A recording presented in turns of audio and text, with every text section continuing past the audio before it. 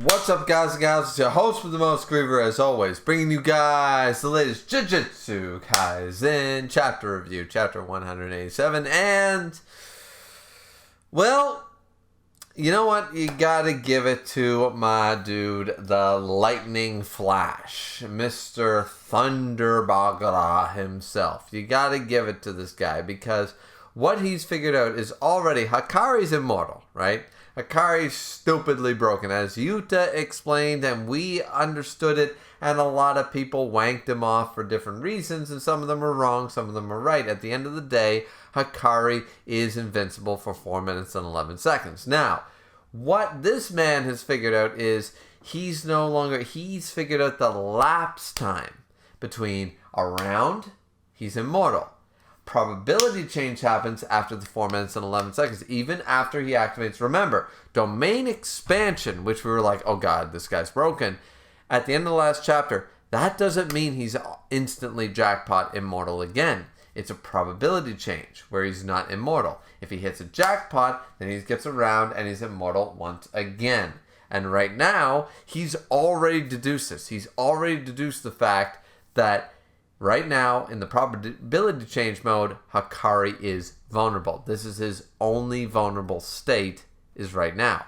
So, he decides to fight him. And he acknowledges this and tells Hakari this, and Hakari goes, well, I'm a gambler. And gambling responsibly is not, that's not even a thing. That's impossible. You can't gamble responsibly because that's an oxymoron. You're gambling something. So there's no sure things, there's no sure hits, there's no nothing.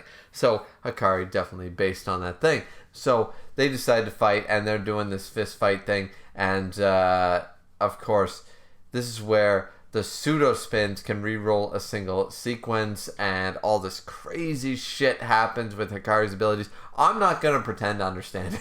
I'm not going to sit here, guys, and be like, oh, well, the intricacy of Hakari's ability, being able to shatter the mirror, and it's a symbolism of the fact that he was playing a pachinko game the entire time, and the sequence ability is that he can reverse frames at 24 frames per second, and E equals MC squared, and blah, blah, blah, blah, blah, and a bunch of mathematics shit that I don't understand. A squared plus B squared, the Pythagorean theorem is real, the Matrix is alive, the NBA is fixed, her tits are fake, most of your dreams won't come true. Yeah, no, I'm not going down that entire line of fucking thinking. I'm not going to try to sit here and explain the world to everybody.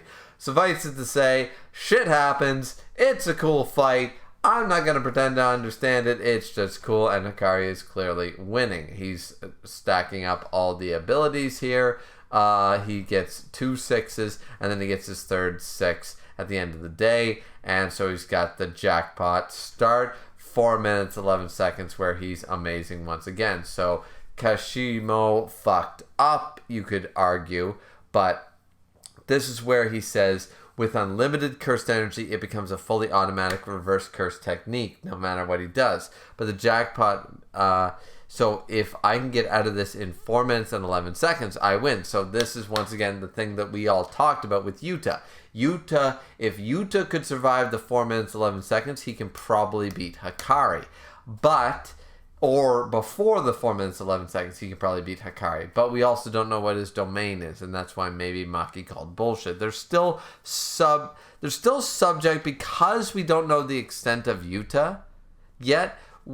Because we know he's got a domain, but we never saw it. So we don't know how his domain would affect Hakari's domain and what his domain can do. And we don't know how Rika affects us, because potentially could Yuta, for example, copy Hakari's technique, copy the jackpot. We don't know. He could copy Restless Gambler. We don't know if that's confirmed or denied. We have no idea. So it's definitely up in the air right now. Suffice it to say, Hakari is a force to be fucking reckoned with by Yuta's own goddamn words. And I trust the original main character of Jujutsu Kaisen. I trust my Volume 0 boy. I trust Okotsu Yuta when he says Hakari is stronger than me when he gets going. Meaning in these 4 minutes and 11 seconds. So, sorry, Kashimo, you're awesome. Lightning powers, awesome and everything.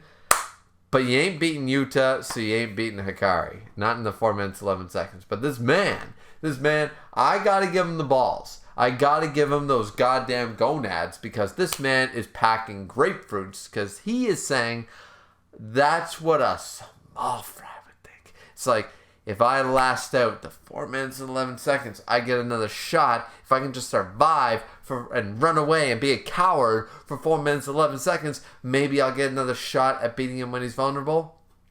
That's what small fry think. This man is thinking big brain. This man is thinking big game. He's like, I don't give a fuck if you have infinite cursed energy. I don't give a fuck if you are invincible. I don't give a fuck if you got reverse curse technique that you don't even know how you're doing it. I'm gonna beat you at your best.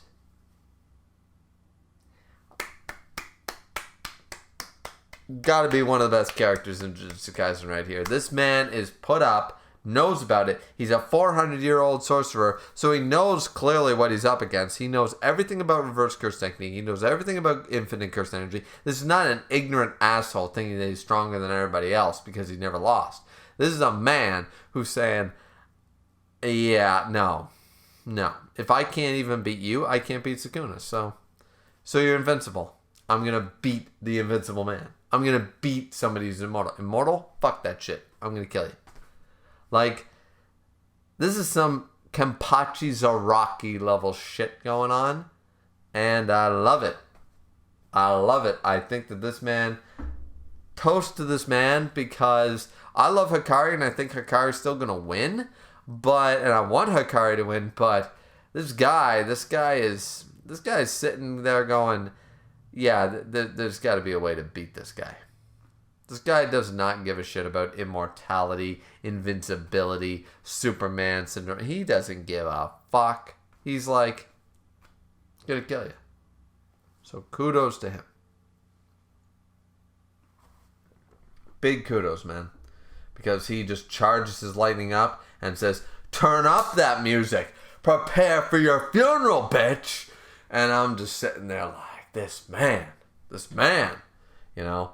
So he claims he's going to slaughter an immortal even like him. Now, we eventually meet apparently a Kenjaku, and we meet old Rio and stuff like that from 400 years ago and stuff, back in the Warring States era and all that stuff. The Edo period, I guess it would be.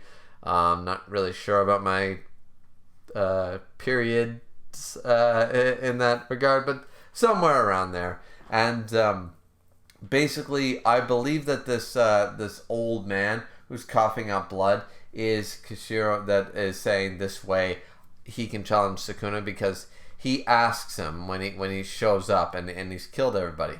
And Kenjaku shows up and says, like, did you have fun?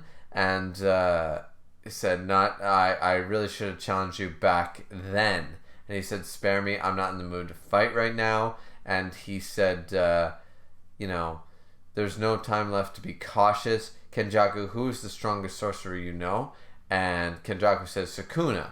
That was 600 years ago. I'm sorry, but it's indisputable that Sukuna is the strongest sorcerer. So that means that Sukuna is a sorcerer. By this logic, Sukuna was a sorcerer. So that's fact. So we can apply logic to the whole sorcerer curse spirit thing. We can go for days, but he was a sorcerer at some point. Sukuna is the strongest Jujutsu sorcerer that Kenjaku knows. And now this man is saying, then I will accept the offer so that I can challenge Sukuna. So clearly Kenjaku gave youth, power, and body back to the people of 400 years ago and all that stuff. They accepted the offer. So I'm assuming that this is not a grandfather or a father. I'm assuming that this is the original. This is Kashimo. This is the man himself, and he's just an old man right now, and he can't fight Kenjaku at his full strength because he doesn't have a youthful body. He's old now, and he's dying from we see him coughing up blood, like, a lot of characters do. They all die of tuberculosis for some reason. The incurable disease, but they're all dying of tuberculosis. So at the end of the day, that's what's going on right now. And so this leaves a lot of questions, but I feel like we're going to get the full story later in the next couple chapters, I feel, because clearly he offered him this, like, he was playing the culling game hundreds of years before it even happened, and he's been collecting all these sorcerers for this big thing happening right now in the culling game. So, yeah. So apparently this man thinks he's the strongest sorcerer alive, and he wants to challenge Sukuna in his prime. So Kenjaku clearly promised him, hey, if you wait this long and you accept my offer, whatever the offer is, some binding vow, something, heavenly restriction, we don't know what it is, but he is going to be able to fight the strongest sorcerer Kenjaku believes, Sukuna, in his views, and this man is going to be able to fight him at full strength in his prime. So there's no doubt. You know what I mean? And you know what? For an athlete, a sportsman, the strongest in your time, that's all you want to do. You don't think that, like, LeBron doesn't want to go up against 1v1 Michael Jordan in his prime? It's not possible, but you don't think he wants to do that? You don't think Mike Tyson wants to fight Muhammad Ali when Muhammad Ali was in his prime? You don't think that any of these guys want to go... You don't think Sidney Crosby wants to go one-on-one with Wayne Gretzky? Like, these guys absolutely want to go 1v1 against the best, but not when they're old, but when they were at their best. Your best versus my best. Let's fucking go. And let's see who's really top dog.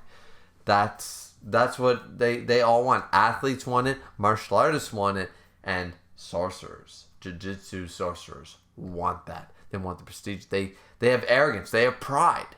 They have a pride, and they want to know that they're the best.